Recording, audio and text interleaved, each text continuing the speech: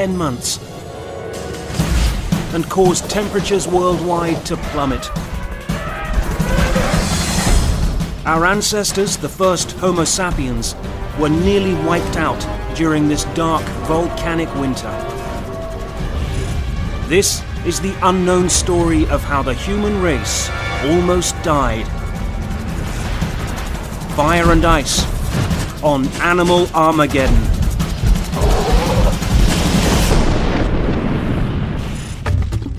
By turns, hot embers from her entrails fly, and flakes of mounting flames that lick the sky. Virgil, 1st century BC.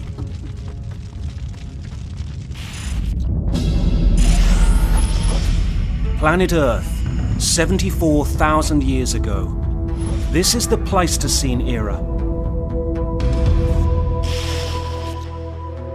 Although it may not look it, this is the Ice Age. The Ice Age is a misnomer. In reality, it was ice coming, ice going, 15,000 years building up, a few thousand years losing it back and forth. So the world's climate goes from really mad ice everywhere to these inter-ice periods. This is one such inter-ice period. Thick jungles stretch all the way into North America and Asia. Even the Sahara Desert is lush and green. In this vibrant world, the most remarkable species yet flourishes: man. The first Homo sapiens, or knowing man, appeared in Africa some 200,000 years ago. Despite obvious differences in culture and social structure, they look very similar to humans today. Well, let's go back to 74,000 years ago. We bump into our deep, deep ancestors here. We don't share language, of course, but we certainly share features. From a facial point of view, from a body point of view, there's going to be no telling the difference between us. Their primitive tool-making skills and native intelligence have allowed them to succeed where other forms have failed. From their meager beginnings in Africa over 130,000 years ago, our Stone Age counterparts have spread around the globe. Though they couldn't possibly know it, in 7 days, mankind will become an endangered species.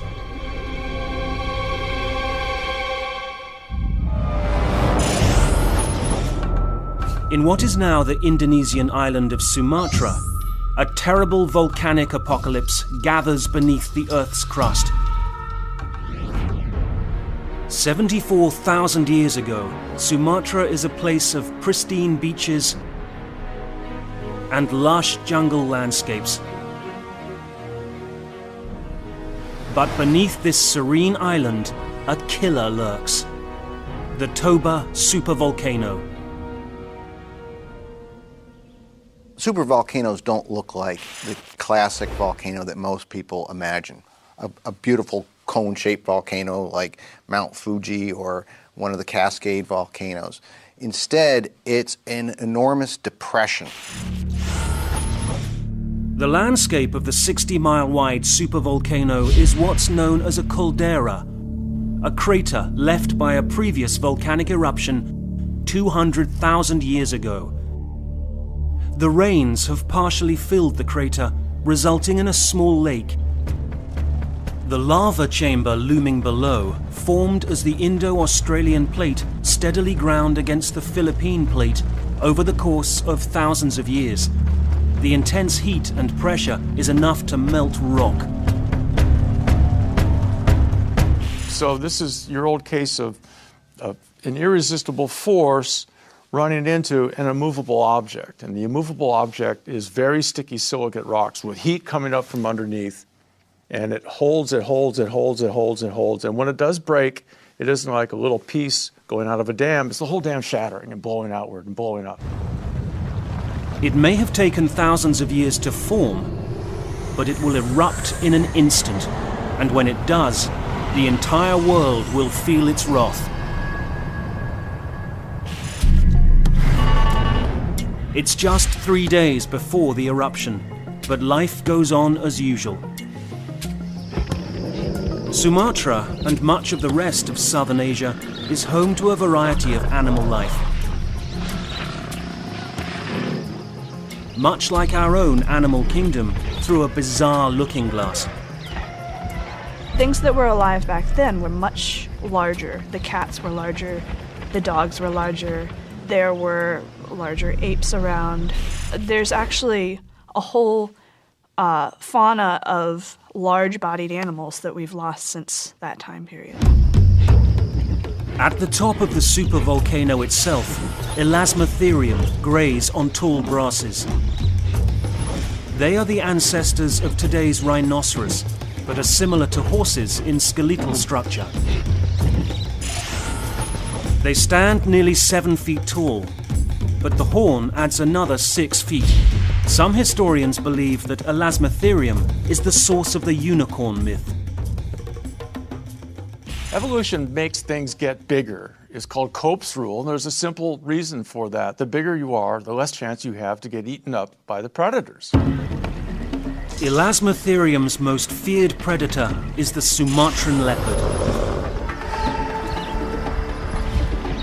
These cats are the apex predator on the island. Sleek and powerful, they're the size of a modern lion with the speed and agility of a cheetah.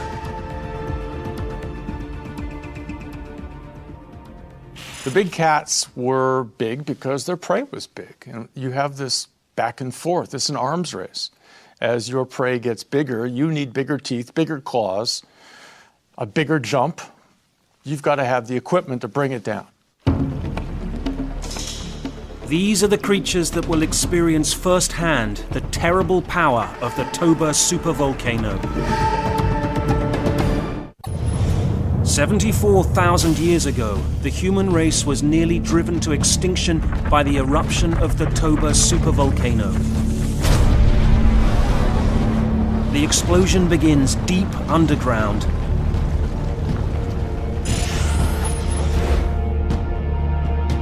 The ground above the supervolcano begins to implode. The roof literally caves in from the crushing weight of the Earth's crust, hammering the massive chamber of liquid rock below like a giant piston. Magma explodes towards the surface, vaporizing huge amounts of groundwater. All over the jungle, towering geysers burst open almost in unison. Then the hiss of steam finally gives way to the thunderous crack of rock splitting open.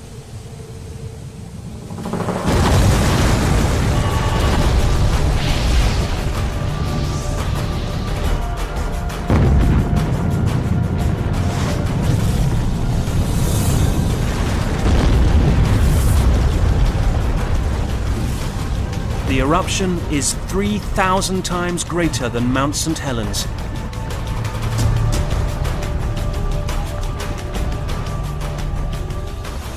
Toba is the biggest volcanic eruption that science has been able to identify. It could have been the biggest volcanic eruption of millions of years, maybe of all time.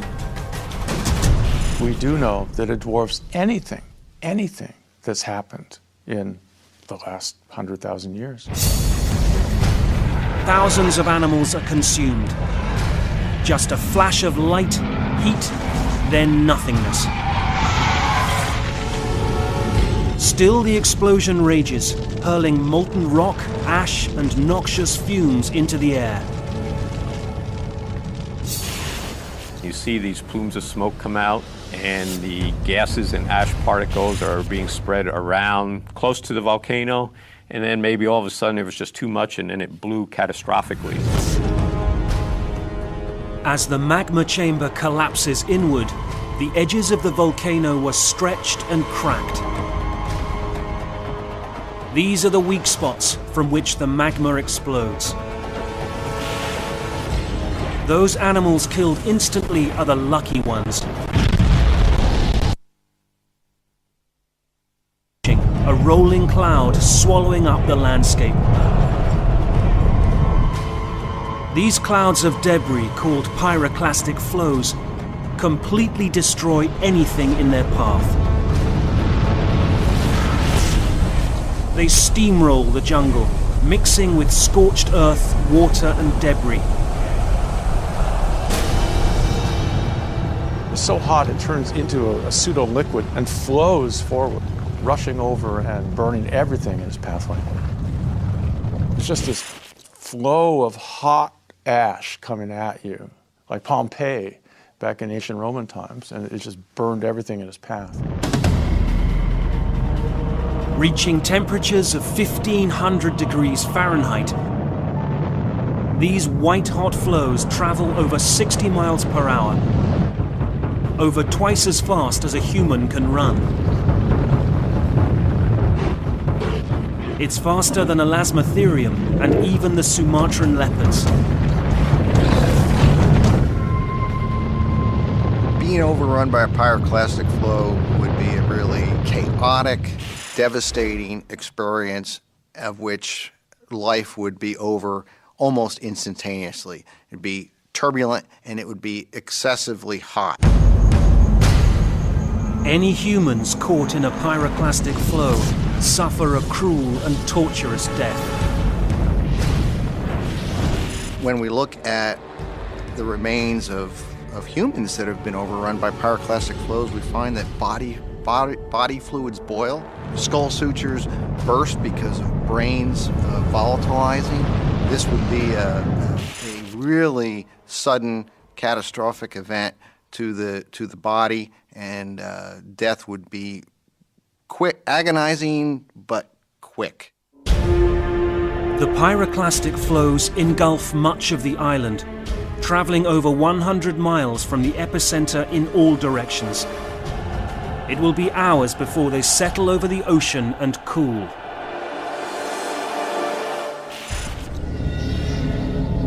But the eruption doesn't kill everything on Sumatra.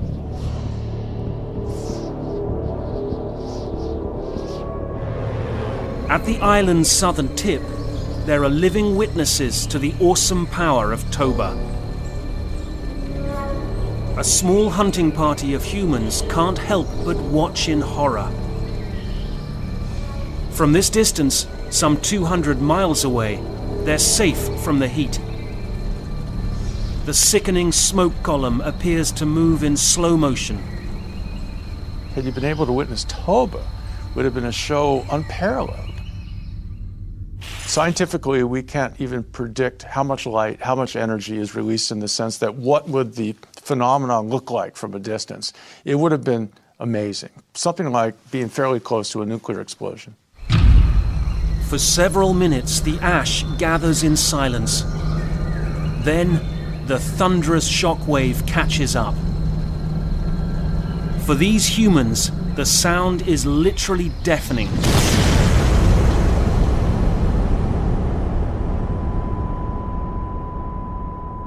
Assuming that they would have survived, they would have probably blown out their eardrums. The hunters writhe in agony. Toba has announced its lethal dominion over the island of Sumatra.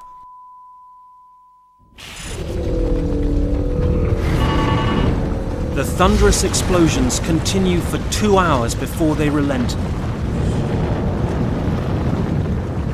But lava continues gushing from Toba's fathomless belly.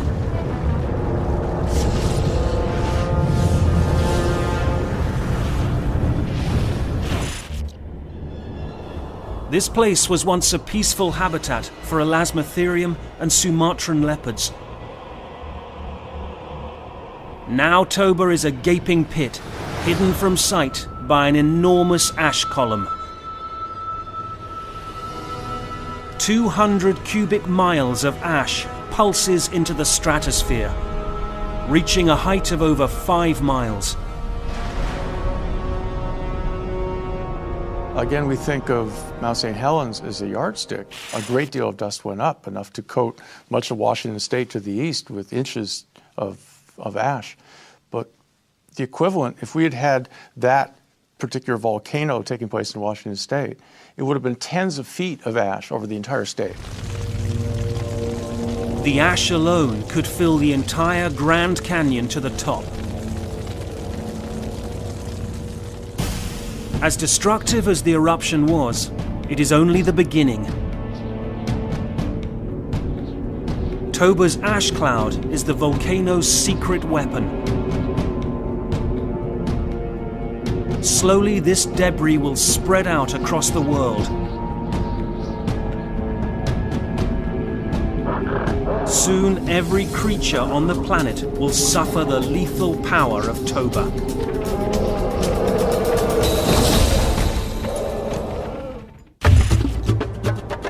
The skies, they were ashen and sober. The leaves, they were crisped and sere. Edgar Allan Poe, 1847.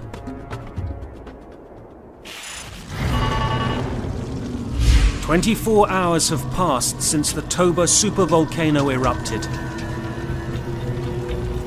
Sumatra is burned and scarred by the disaster.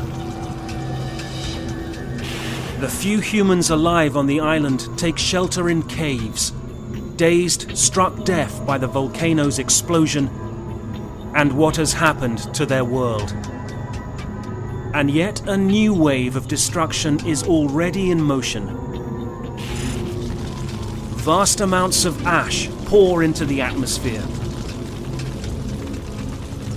Animals that were around in India and Southeast Asia would have had a very hard time breathing because of all the ash and all the thick particulates in the air.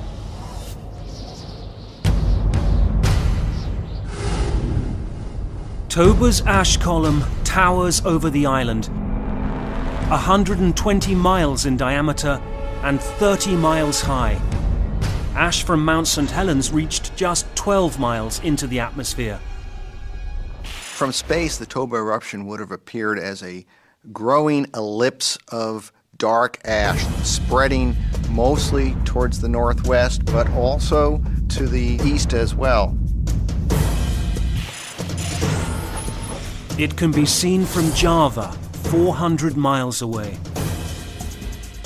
From Burma, 800 miles away.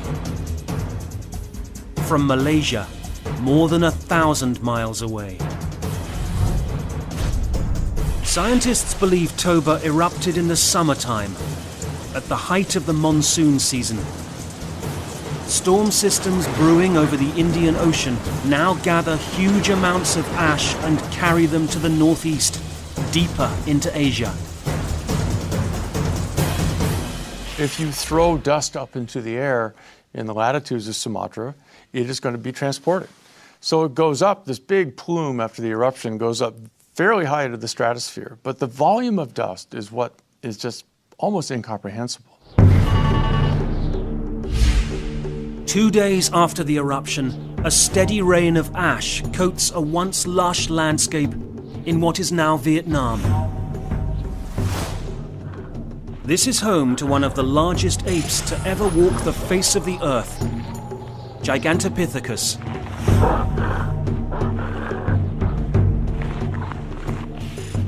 Nearly 10 feet tall and weighing an astonishing 1,200 pounds, this great ape would tower over the largest living gorilla and weigh nearly 3 times as much.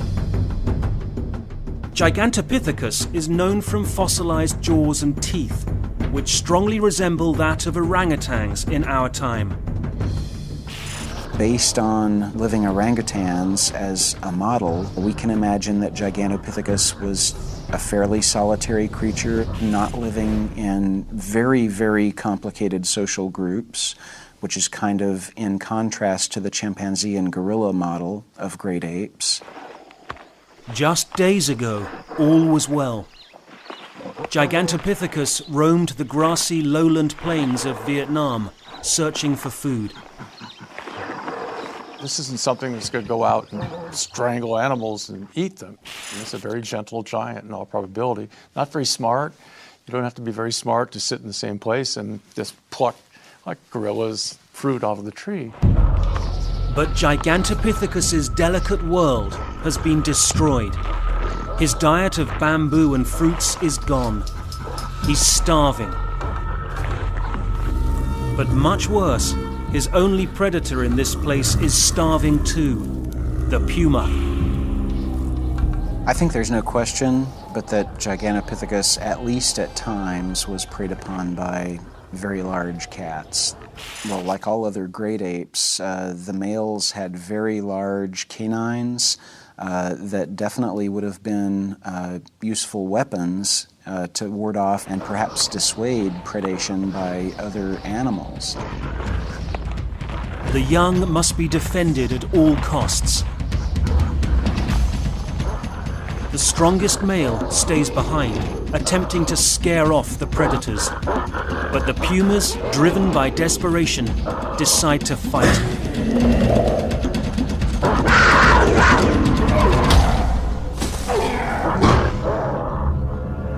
Luckily, Gigantopithecus still has enough strength to defend himself and his family.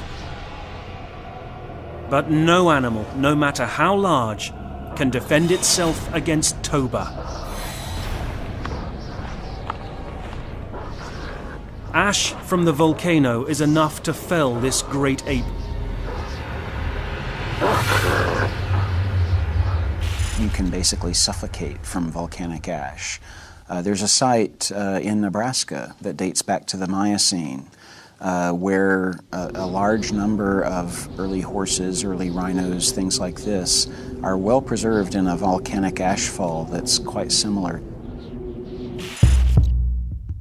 As the ash is inhaled, it mixes with the moisture in the lungs and becomes a suffocating slurry. Large animals like Gigantopithecus are particularly vulnerable to this grim fate.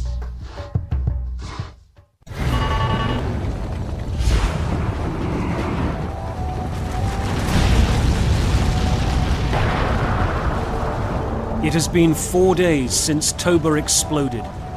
Amazingly, lava continues pouring from cracks in the earth.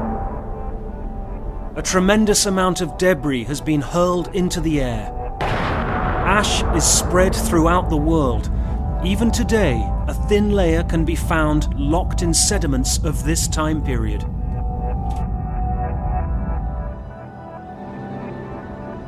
Scientists have drilled ice cores in the Arctic that contain Toba ash, a testament to the destructive power of this single volcano.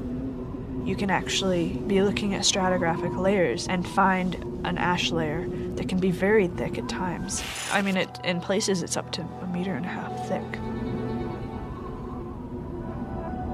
The southern hemisphere is cloaked in permanent nightfall. The sun is blocked from the sky. Even worse, the ever-present ash is strangling plant life. All the plants sitting there in these tropical rainforests now have a gray coating. Photosynthesis gets turned off. They die. Ever resourceful, humankind finds ways to stay well-fed. One advantage is critical: an ability to digest meat as well as plant material. When one is in short supply, the scattered communities of Homo sapiens can subsist on the other. Homo sapiens going through this particular bottleneck would have had a couple of choices. We have to change diet or move. In the plains of Africa, where Homo sapiens was living and existing, climate change probably required, let's get out of town. Let's move out of here because we're starving. But in this catastrophe, there is nowhere to run. Toba is laying siege to the whole world. Its grip tightens with each passing day. It may yet put the animals of Earth on the path to complete extinction.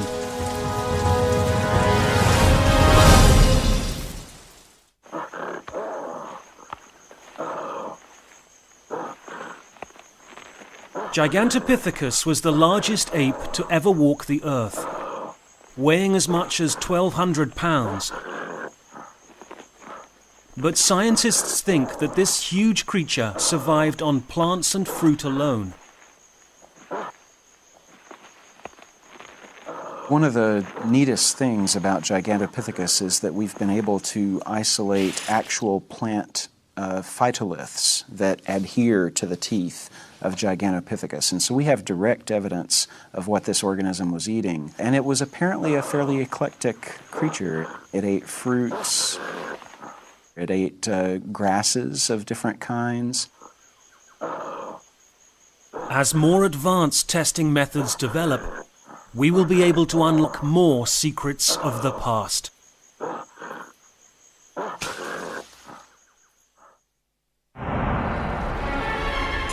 Can one volcanic eruption change the course of life on Earth? 74,000 years ago, the Toba supervolcano did just that. Incredibly, the eruption has raged unabated for 7 days. From the decimated island of Sumatra, Toba's deadly reach now extends thousands of miles to the northwest. A single volcanic eruption, if it is large enough, can have a tremendous effect on life around the world. That material can get to the stratosphere, which is above our weather. And without our weather, without precipitation, it can stay there for years. Almost 2,000 miles away in India, the steady accumulation of ash has taken a toll on the stegodon population. Though stegodons resemble elephants, they are much bigger. They stand 13 feet at the shoulder and are up to 26 feet in length, 1.5 times the size of the largest African elephants today. Their size is matched only by their appetite. In better times, they wandered far and wide in an endless search of food. Now everything they normally eat is tainted with Toba ash. You're ingesting huge quantities of this nasty stuff. It's going to affect your intestinal flora. It's going to really make you sick, probably kill an awful lot of these creatures just from directly ingesting this stuff because they can't get vegetable material without it. Even a few days without food is enough to fell these giant beasts. And as they struggle, opportunistic carnivores are more than willing to take advantage. Chief among them is Panthera leospalea, the cave lion.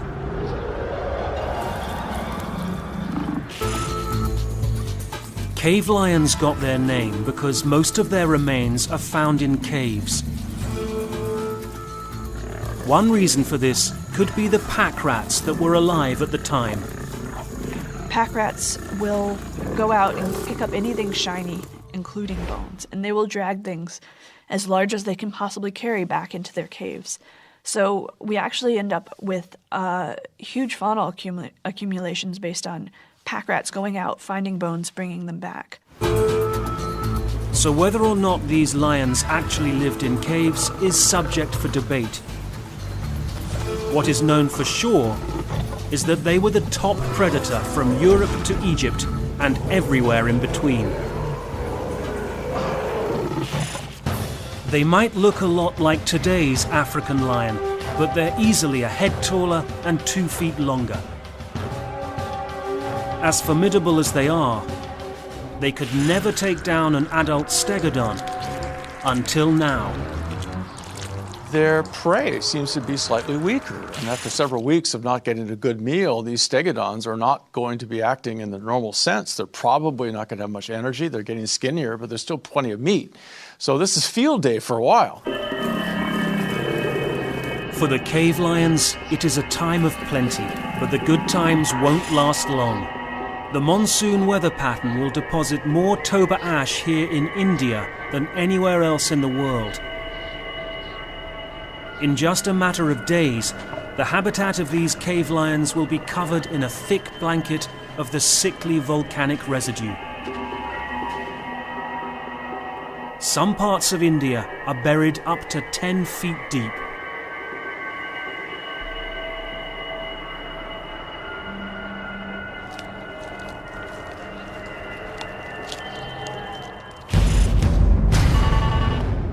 It's 2 weeks into the disaster. Seasonal rainstorms now add to the misery of Southeast Asia. The water cycle is turning acidic from the presence of so many toxic chemicals in the air. Sulfur dioxide or hydrogen sulfide, those are the two gases that will be produced by a volcanic eruption. When they get into the atmosphere, they start to react with water vapor and they become small acid droplets. The caustic rain poisons groundwater. Freshwater streams become undrinkable. The few remaining stegodons are already weary from hunger. Now the few that are left will soon die of thirst. The surviving cave lions aren't faring any better. The dehydrated predators seek refuge on higher ground. But there will be no shelter from this storm. Almost every animal alive in the region is doomed to die.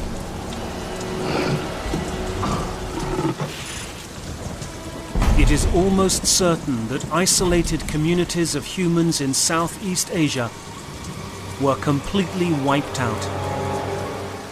I absolutely believe there must have been local populations of humans that did die out, that some genetic makeup of our species that perhaps would have enriched us or changed us or made us different in some way do go extinct.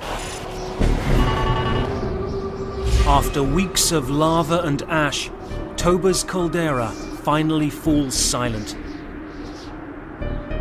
But any comfort this is to the animals of Earth is quickly crushed.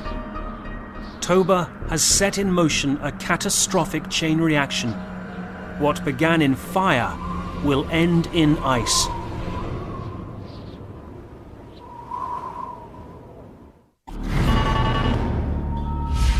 Toba supervolcano has fallen silent. But the pollutants released in the eruption usher in a nightmarish new phase of the disaster. Global climate change.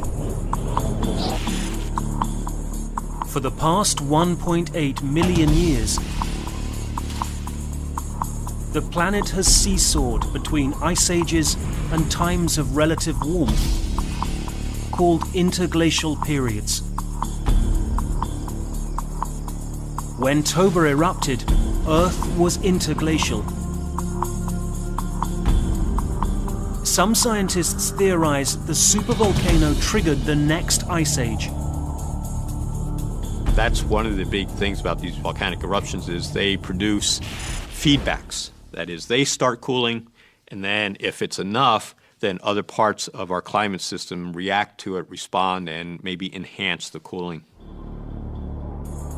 The key to the volcano's climate-changing force is the sulfur content in the gas it releases. One of the most significant gases that can influence climate is sulfur dioxide. Sulfurous gases, if they can get into the stratosphere, can reside there for long periods of time. And when I say long periods of time, I mean several years. When sulfur dioxide reaches the stratosphere, it transforms into sulfate particles that radiate the sun's energy back into space. Cut off from life-giving sunlight, the Earth below begins a massive cool-down, a boomerang effect with epic consequences. When Mount Tambora erupted in 1815, it spawned the year without summer. Crop failures and famines ensued. Scientists theorize that Toba, an eruption 50 times larger than Tambora, may have had a similar effect all over the world. The eruption caused a global winter for several years, which would have resulted in much fewer plants, fewer wildlife for people to hunt, and it would have essentially caused starvation. 5 years pass. The sun can't break through the smoggy cloud layer to warm the Earth. Temperatures plummet 10 to 30 degrees. Though it might not sound so drastic to us, the temperature drop devastates our ancient ancestors. They've never had to deal with temperatures below 50 degrees.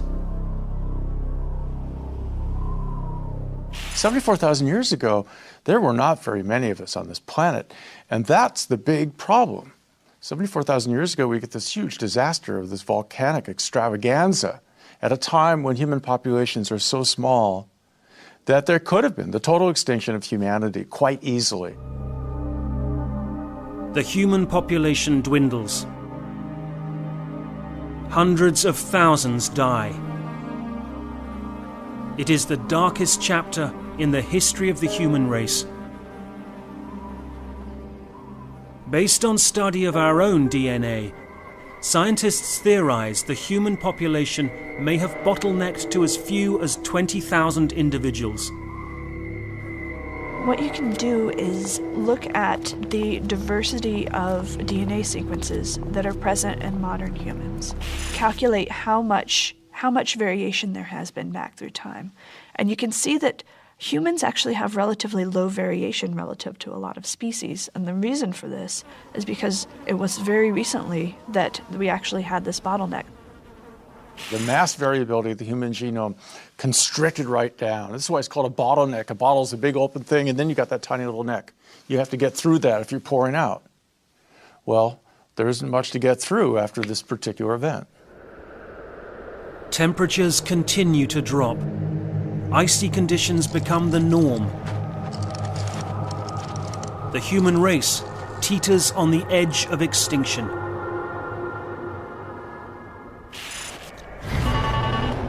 Ten years after the Toba eruption, the ash and pollutants finally wash out of the atmosphere. Earth tries to recover from the disaster, but the path is arduous.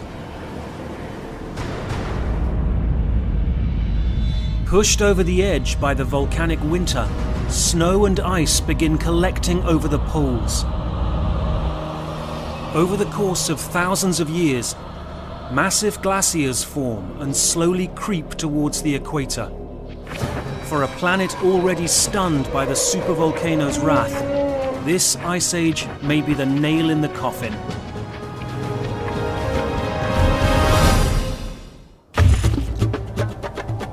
Seeing that death, a necessary end, will come when it will come. William Shakespeare, 1600.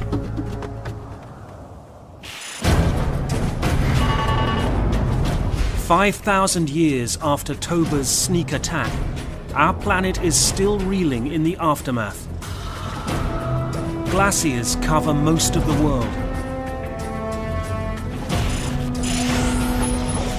In North America, the edge of the Wisconsin ice sheet covers most of modern-day Chicago.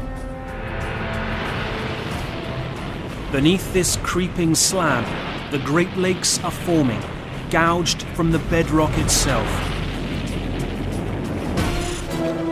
The Ice Age has given rise to new species, including a sister species of the stegodon, the woolly mammoth.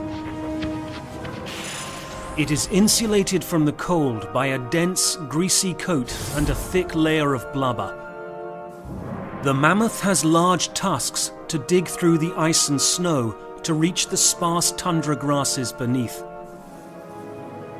For a creature that requires up to 1,000 pounds of food a day to survive, the search for nourishment never ends. When you're as big as these animals are, and when you're eating basically salad, you've got to eat almost constantly when you're up and active. Competition for food and females is fierce. Only the strongest males will pass their genes to the next generation.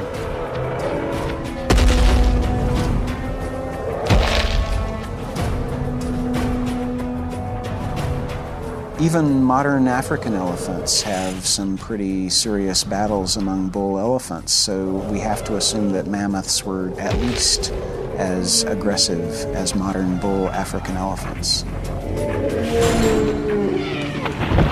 The mammoths are bred to be survivors, steeled against the bitter cold, starvation, and their own internal competition.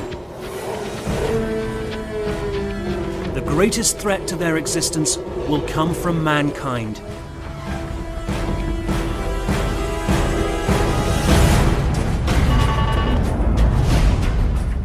It's 10,000 years ago, over 60,000 years since Toba erupted. The supervolcano nearly drove our species to extinction, but intelligence and innovation have brought them back from the brink. As the Ice Age ends and the world thaws, man becomes the world's top predator. And for thousands of years, mammoths have been their chief food source. Some scientists theorize that human hunting drove the mammoths to extinction. You only have to take out about 2% of the babies of an elephant population per year, more than nature otherwise would, to cause an extinction in about 500 years. It would have only taken some humans taking out a few more mastodons, mammoths than would have otherwise been taken to cause their extinction. In the epic fight for survival, it is man's innovative nature and ever-advancing technology that gives them the edge. One new weapon, the atlatl, is a simple stick with a cup carved at one end. By inserting a spear into the cup, the thrower can then use leverage to improve his range. The atlatl now gives human hunters the ability to attack from further away. They could throw their previous spears about 200 feet. This modification more than doubled that range. The tougher life became for ancient humans, the more they pioneered new ways to survive. Their intelligence and tools ensure the survival of our species. One of the most fascinating of all questions is whether this particular event actually improved us. Improved in the sense that making us more as we are now. Evolution seems to be about life. It's really about death. Death makes evolution work. And evolution is looking back. It is the series of genes you got from the survivability of the group before you, adapted at that time before you. Alas, in the wake of Toba, many other species of large mammals, Gigantopithecus, Panthera leo, Elasmotherium, disappear forever. But on the grand scale of mass extinction, Toba is just a blip. The tropical rains turn the volcano's massive caldera into a lake that still exists today, leaving scarcely any sign of the terrible catastrophe that changed the world. But it's not over. Underneath the crust, magma still rages. Supervolcanic events like Toba can happen at any time, leaving our species at risk. In fact, scientists believe we may be less prepared than even our ancient ancestors to deal with the crisis. 75,000 years ago, these early hominids had to be jack of all trades in order to survive in that kind of a habitat. Today, we've all become specialized. We're not jack of all trades, or at least most of us aren't, and therefore, in many ways, culturally, we're less well equipped than early humans even to face a severe environmental catastrophe like this. Mankind is but a small player in the drama of Earth's mass extinctions. no matter where the next supervolcano strikes, its devastation is sure to be felt around the world. Are we resourceful enough to survive as our ancestors did? There is no doubt we will be tested again.